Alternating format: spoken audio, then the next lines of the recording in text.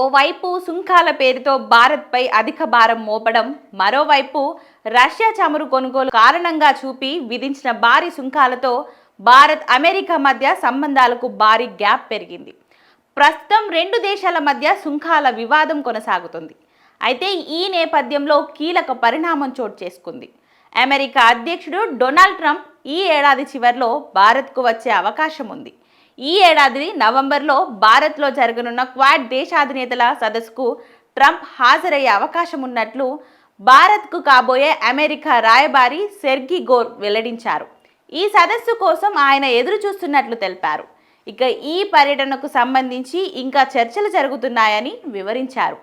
2017లో Bharat, Japan, America, Australia దేశాలు quad కూటమిని ఏర్పాటు చేశాయి.